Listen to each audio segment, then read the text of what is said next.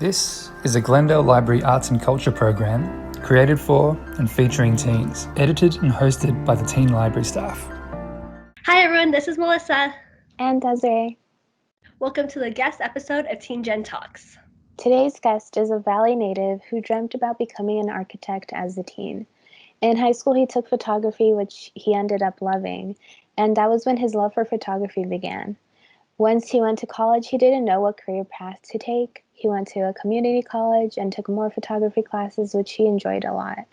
Eventually, he walked away from photography and ended up transferring to Cal State Northridge, where he majored in English and fell back in love with photography.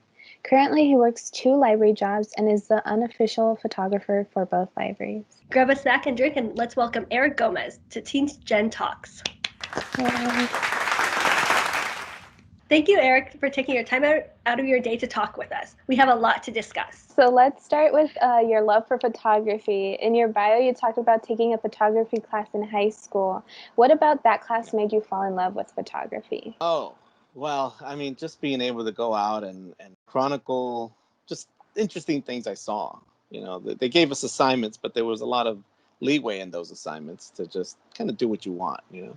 As long as you're in the parameters of the assignment, the teacher was pretty lenient on that. But it was also fun just being able to do something I had never done. You know, back then they still used film. Yeah, and so that was just neat, just being able to do something I had never done before.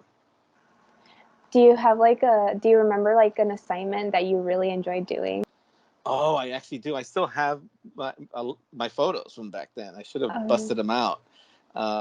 There was one where we did what's called solarization, where you get we took some film. This is the only shot that we actually shot with that was like a 4x5 frame, which is a much bigger frame than like 35. And we got to do this special because we put some liquid on a piece of paper, and then we put the negative on top of that, and then we put it out in the sun. And that was exposing it. We left it out in the sun maybe 10, 20 minutes. The longer it was exposed, the more contrast there was. And so anything that was light on the picture would come out dark on the print. So then you take them off, and then there was the picture right there. And I still have that somewhere in my closet. That was fun. That was just different. You know, I've never used pictures were always taking a picture and then developing them. But then that was just put it out in the sun. It's like kind of crazy. It's still fun. I wish I could do that now. Right. How have you seen photography change throughout the years? Wow, certainly the digital explosion has changed everything. You know, now everybody can have a picture instantly, and like I said, we used to shoot film. I still do to this day, but there's a process with film. You have to take the picture, of course, and I took a picture of someone the other day with my film camera, and they instinctively looked at the back of the camera to see the preview of it, and I'm like, no, this doesn't have a preview. You'll get it when I develop it. Right. And so that instant gratification is what's different now. I mean, I love it. I love being able to see what I took seconds after I took it, because then if I didn't get it right, I can take it again. Right. There's also a love of being able to not know what you okay, let's see what we get, and then hope for the best, you know. But in the old days we used to what's called bracketing and all these other things, and you shoot more to get hopefully the shot you want, you know. There's a lot of tricks to that. Nowadays you could just shoot a million shots and just an SD card full of pictures, you know, just delete the ones you don't want.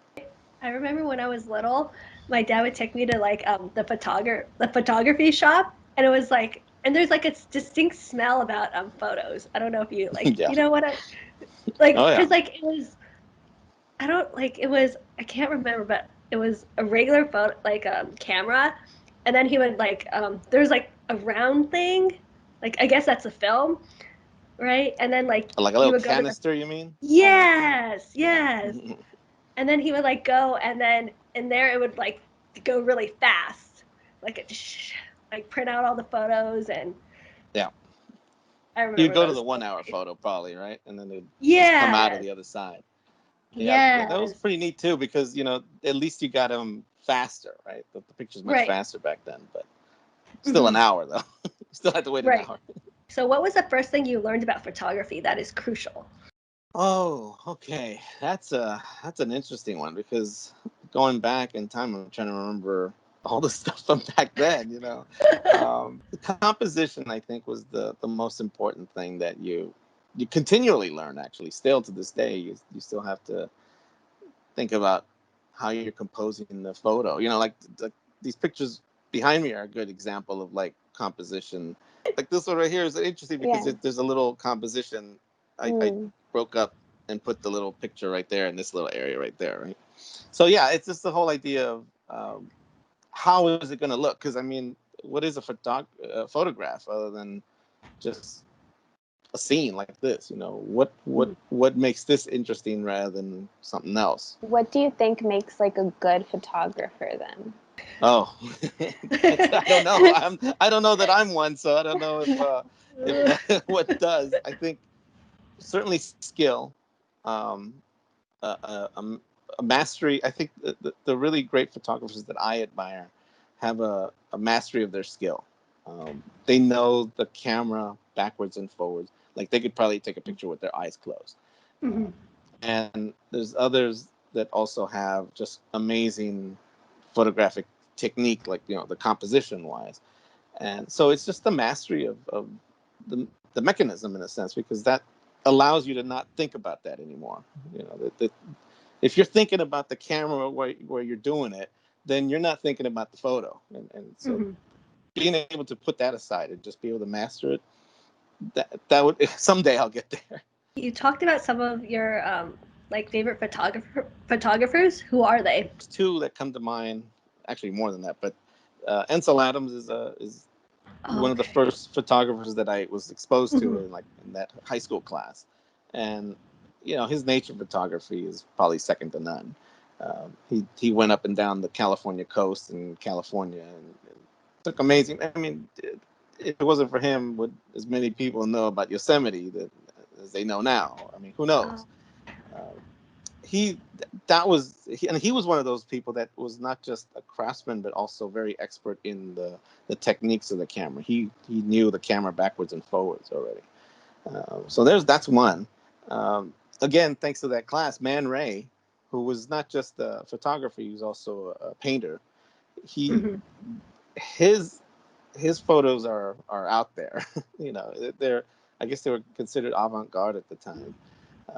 Certainly modern, and they're just strange, and that was like that put the zap in me. I'm like, wow, you can take a picture of that. That's kind of crazy, I tried to duplicate a few of his pictures, not anywhere close to that, but at least it inspired an idea. Where do you like taking your photos? Like, is there a specific anywhere.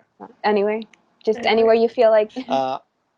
I'll say that certainly the California coast has become a favorite of mine. This one right here is of Moonstone Beach, up about halfway up the coast to Big Sur, and I mean, I don't think you could take a bad shot of that. It's just beautiful up there. Do you need to feel inspired to take a photo, like anywhere, or do you just do it? No. Oh, if I had to wait for inspiration, I would. No. Anything that looks interesting to me is an inspiration already. In the early days of having a digital camera and being able to not worry about the film, I took a picture of everything, just anything and everything. And I remember people that would see these pictures would say, wow, I never thought to take a picture of a drinking fountain. And it's like, yeah, no, I love drinking fountains. They're very interesting. You could find the right one. They're different styles. And the one I particularly remember is the one that this person said, wow, I never thought of taking a picture of a drinking fountain. It has like a circular shape to it. And when the water flows, it gives this whole thing. And I just thought it was a really neat picture, and it was gold color too. So it had that shine to it. And with the contrast with the water, it just looked really neat. So took a picture of it. I think it came out all right. Do you prefer to take photographs on your camera or cell phone? Oh, well, I do take a lot on my cell. It's the camera you have. There's a saying that says the best camera is the one that you have with you. And of course, your cell phone is always in your hand. I do carry cameras with me. I typically carry at least 2 cameras in the car. sometimes 3. In fact, right now, if I count real quick in my mind, 1, 2, 3, there's actually 4 cameras in the car. I don't use them all, of course. It depends. There's a Polaroid picture camera that I recently bought that I love taking pictures with as much as I can. But that's the problem with that, is that it's kind of expensive. It's expensive to shoot a shot because it's like $2 a shot. So I kind of am conservative with that a little bit. But oh yeah, the digital stuff is awesome. I mean, you can manipulate so much of it and it gives you the freedom to, like, again, the instant gratification. You go, oh, you know, that didn't come out right. Let me shoot it again. So that I like. I do like that. Do you have a favorite camera? Well, you know, I think B favorite camera's got to be the cell phone, and my my Polaroid right now. I really love taking pictures with that Polaroid. It's just fun. So that's like AB, the digital and the analog. How do you know which camera to use to capture a picture? Wow. Wow. Okay, that's a good question, Good because one. even I wonder. I wonder like what I should use at any one moment. Sometimes I'm limited to just the fact that I have my cell, so then I don't want to miss the shots. I don't want to run back to the car or something like that.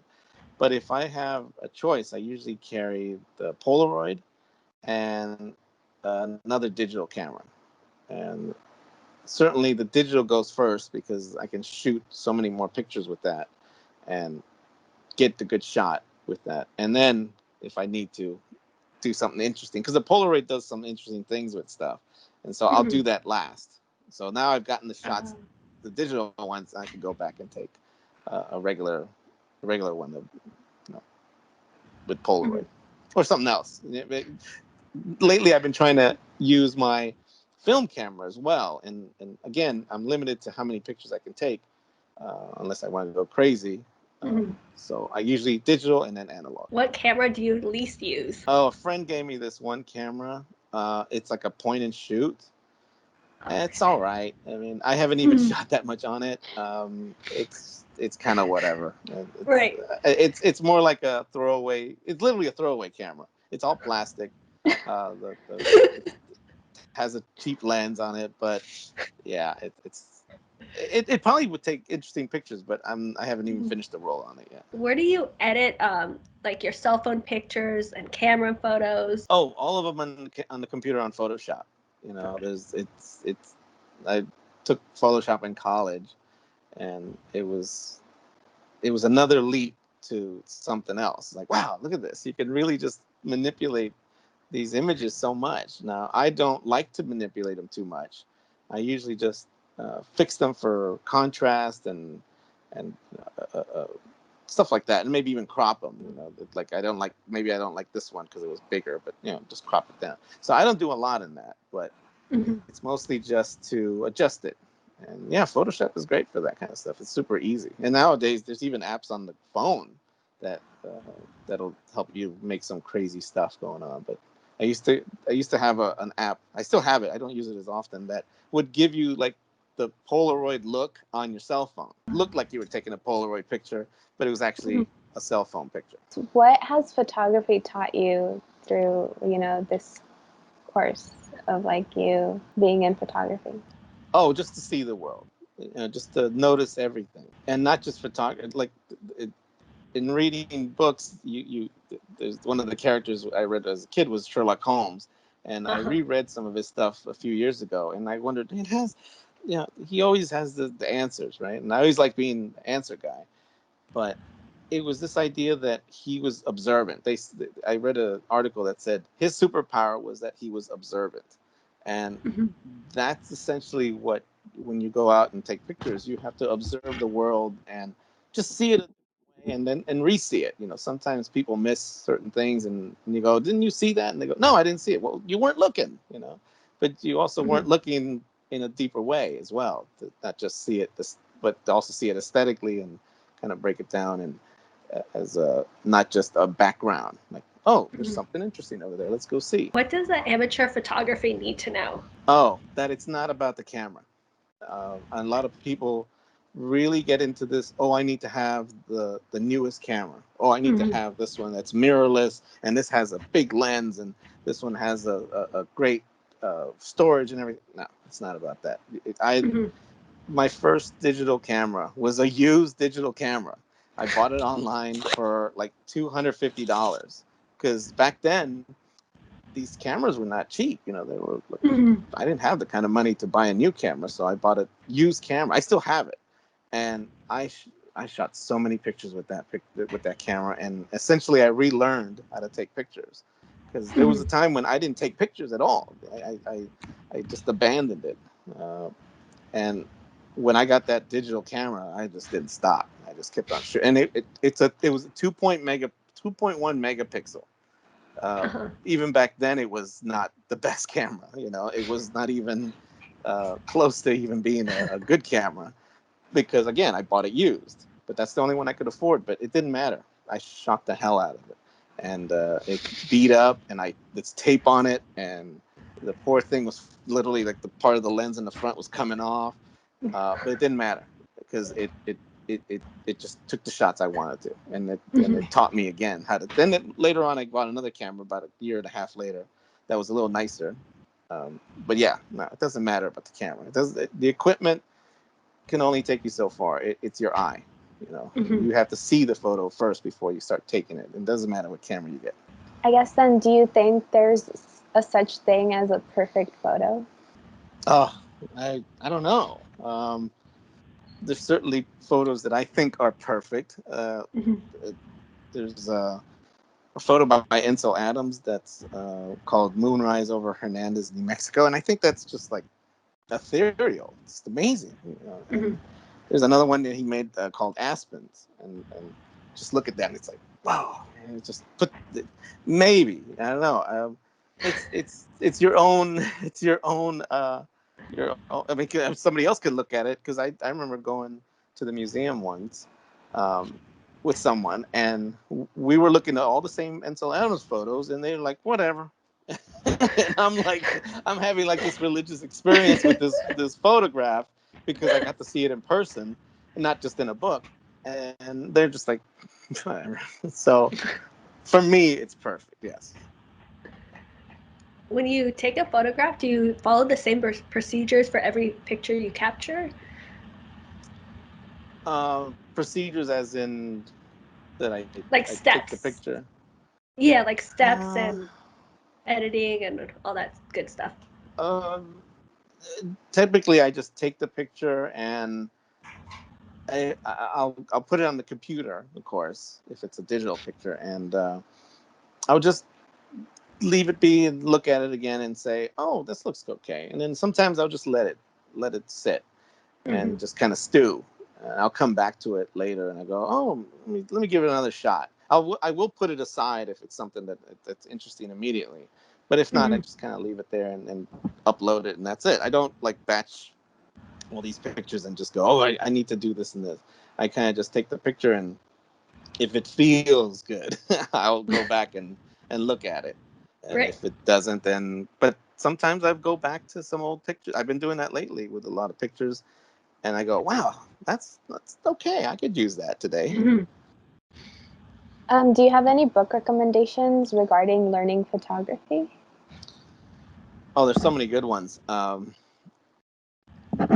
think if you really want to get into the technical aspects of it, and like I said, you should get that squared away so you don't have to be thinking about it.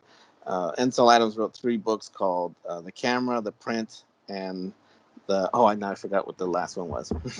The Camera, The Print, and The Studio? I don't remember the third one. Each one is very in-depth in its use of language to help you understand the camera. So he goes through the whole camera first, and then he goes into making of the print. The print one is just it's a master class. You know, that's I think if you learn how to do, even if you can transfer that knowledge into the digital world because he's doing things, manipulating pictures. I mean, that one alone is just amazing. I mean, if you just read that one, that'll teach you composition, and it'll be incredible. That's a master class right there. You mentioned that you are an unofficial photographer for the libraries. What kind of assignments have you done? Oh, one of them was to photograph all the exteriors of the library and of the library. Sorry, there's 8 branches, and I had to go out and take pictures of the library. And some of these library buildings are kind of okay-ish, like they're kind of a box, right? Like it's like, why do you make this interesting? But some of them have, again, there's little qualities though to them that when you look at them a little deeper, you go, oh wait, you know what? It's not just a box. It is something nice. There's some element there that the architect put in there that makes it go, oh, okay, yeah, I see what you're doing over there. A good example of that is like the Costa Verdugo Library. It's very boxy, but at the same time, it has cute little elements to it. That it has that huge window that looks out to the street, which is like from floor to ceiling almost. If you go in there, you just see this big window that lets in so much light, and because it's facing east, it doesn't like get direct sunlight, so it's great. And it has this little tree, just like it's almost like your tree over here in your background, Desiree. It has that kind of quality to it, that color. When it's blooming, it looks gorgeous, and thankfully I got it when it was blooming. And on the side, the entrance, it has these like it has openings on the ceiling, and it lets in just a little bit of light in there, so it doesn't look like a cave. And so these little elements are you go, oh, okay, yeah, it's not a box. It's a well thought out layout. And so you see little elements like that, and that was an interesting little assignment because I was like, how am I going to make these things look good?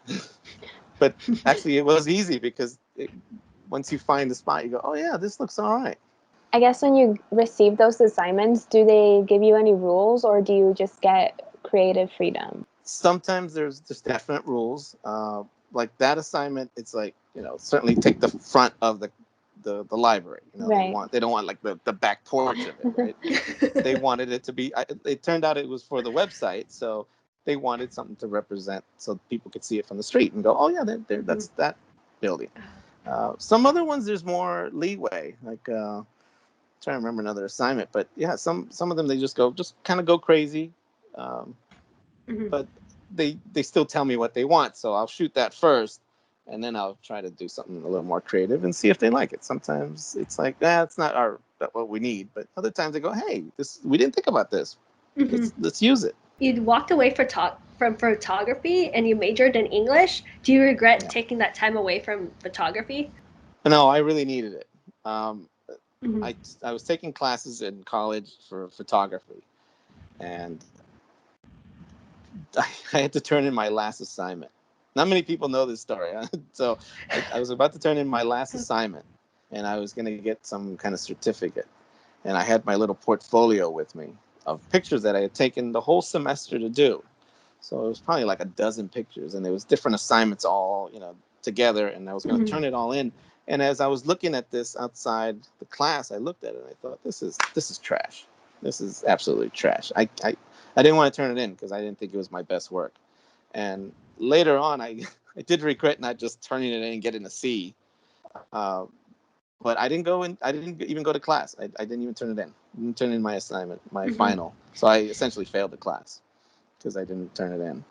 And after that, that's when I put the camera down for a few years because it had gotten to be more of a job, and I didn't like it like that. And it was just, I had this ambition to want to be a photographer, but I thought, if this is what it's going to be like to have to do these assignments that I don't want to do, then forget it. I'll find some other path. I don't want to do this. What is something you would say to a teen that's struggling to find a passion or, trying to decide what major they want to do? Wow, it's difficult because even I did like the 10-year plan. Like, I didn't know after that, it was like, so now what do I do? Okay, photography's out of the picture now. What do I do now? It's difficult because you have to kind of just understand, like, oh, I like this, but you have to expose yourself to a lot of things, I think, that and not limit your field. You should try everything. Like when I was a kid, I loved architecture, and architecture was an abstract to me. I didn't know how a building was built. I just liked that it was a certain way, and I thought, oh, that's pretty neat. How do you become an architect, right? And then later on, it was photography, and then how do you become a photographer?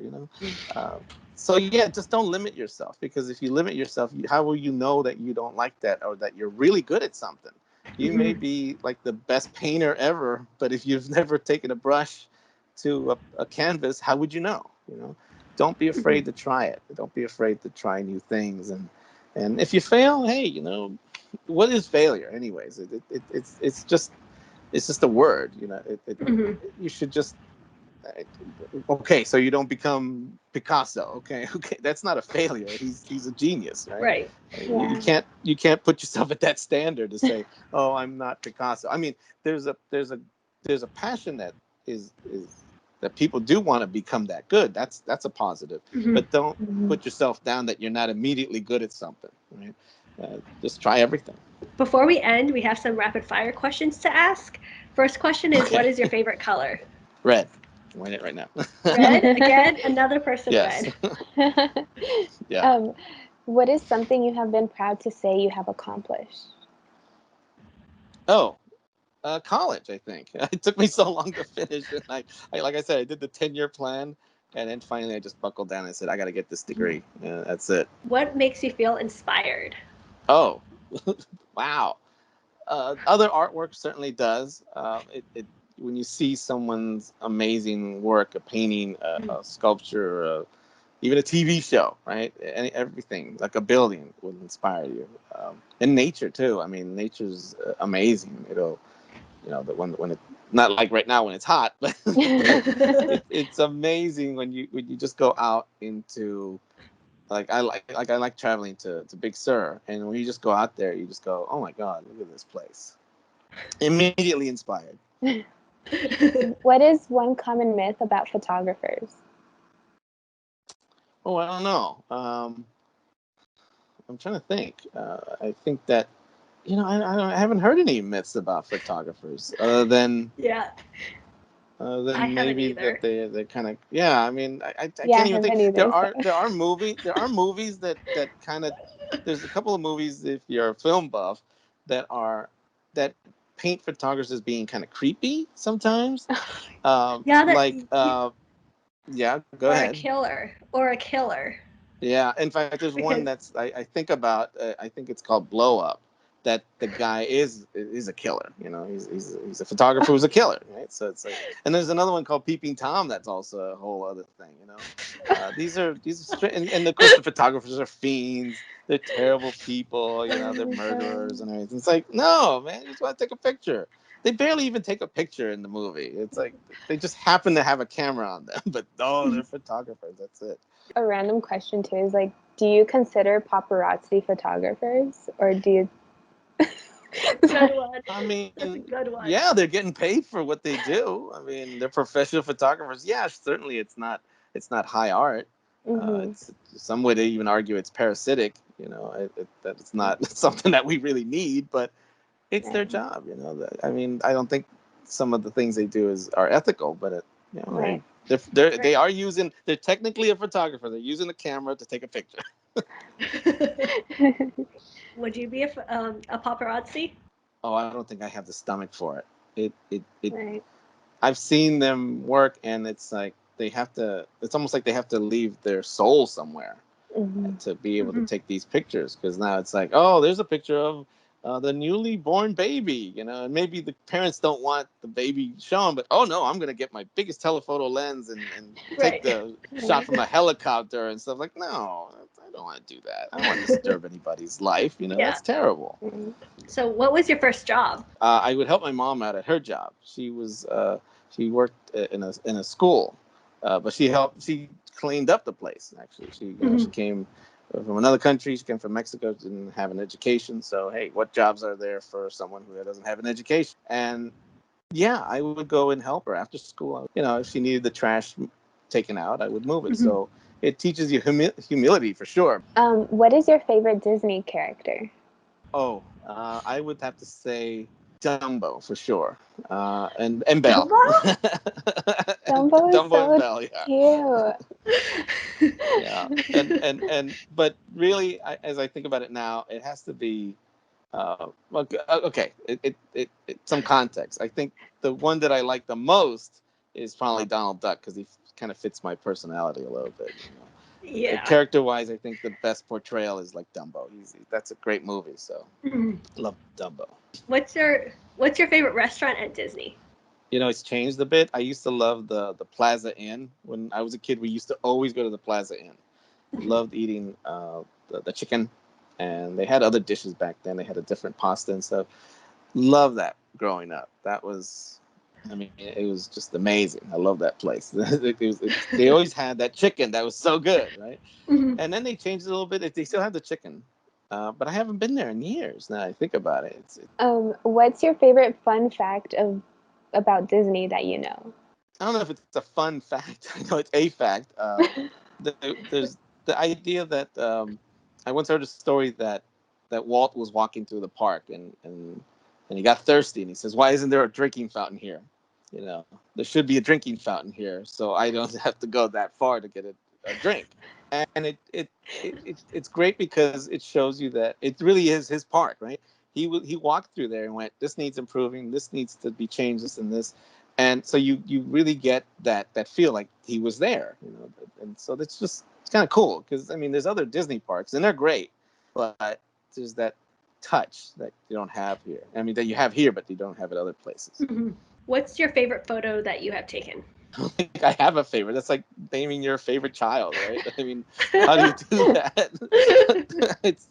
I honestly, okay, actually, if I had to in a pinch, there is one that I took of a panoramic photo of Big Sur, and I had it printed, and it's about yay wide, and you can't even see how wide it is. It's wider than these three pictures combined, but it's not as tall. It's probably like this tall, and it's just I think it's a nice shot. I mean, I don't know if anybody else loves it, but I know I love that. And then there's another photo I took of the Palace of Fine Arts in San Francisco, and I only got 2 shots of that because there was a couple that were, again, to be a creep, there was a couple that was sitting under a tree, and it reminded me of an artist called Maxfield Parrish. Everything. So when I saw the couple there, they looked like they were out of a Maxfield Parrish photo, and I mean painting. Sorry, and then I thought, oh, I gotta get a shot, and I was on the phone, but I had my camera always with me, so I popped it out, took like 2 shots before the couple actually were like, "What's he doing?" And then that's when I just continued on my phone call and walked away, and thankfully I got a shot that was the shot that I wanted, where they're just interacting with each other. You just see the couple kind of interacting with each other and not looking at me taking their photo.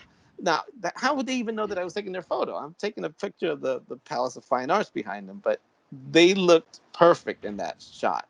And yeah, that's one of my favorites because it's one of my favorite places, but also it reminds me of that artist's work. What's a place that you want to go or visit that you want to like take a photo there? Oh, Prince Edward Island, Canada. That would be one place for sure. It's just nature-wise, it looks like it's green as can be. So, what's your favorite animal? Oh, I used to have ducks. If you can believe it, I used to have ducks, and they're pretty easy to maintain. They pretty much take care of themselves. I mean, they're not domesticated, so ducks are great. Ducks are almost like guard dogs. They'll attack somebody if they don't know. Yeah, they're a little mean. Like, Yeah. like when they see you, like they like, and like Family member, yeah. Family members have gotten when they were still alive. Family members would get nipped in their like ankles and their legs because like I don't know you, get out of my backyard. Right.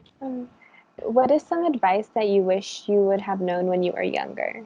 Oh, that whole thing about trying everything, and not being afraid to. That was, I mean, if I had known that, I probably would have tried more things. That's for sure. What's a show that you're currently watching? I don't watch much TV these days. I used to watch a lot of TV. I've been going back and watching old episodes of Kitchen Nightmare and also Hell's Kitchen. I've been binge watching Hell's Kitchen. So I've been going through the seasons, and it's just funny to watch him just beat up these poor souls. And then the final question, what is a book that you have read recently or are currently reading that you would recommend? Well, I read Devil in a Blue Dress. It's okay. I mean, would I recommend, if you like detective stories, it's not a bad detective story. But it's not great, I will say. But one I was reading last year was called The Mastermind, How to Think Like Sherlock Holmes. And that one's a great little book because it kind of ties into something I like, which is being able to figure things out. Thank you so much, Eric. We learned a lot about you. Thank you for taking the time out of your day to talk and sit with us. Can you let everyone at home know where they could connect with you and any upcoming projects? Oh, I don't know about projects. Those are in the works, you might say. If you're on Instagram, I'm just on Things I See, but you spell things regular, but I as in I, EYE, and then from there you can go on my website. Yeah, the same thing, thingsiSee.com. You'll see my projects there. Thank you so much. Thank you. Thank you. Thank you. Did you enjoy this episode? If you did, don't forget to like and subscribe to the Glendale Library Arts and Culture channel. Tune in every Friday at 4:30 for Teen Gen Talks. And if you would like to contact us and be part of the Teen Gen Talks, please email us at teengentalks@glendaleca.gov. Thank you. See you next episode. Bye. Bye.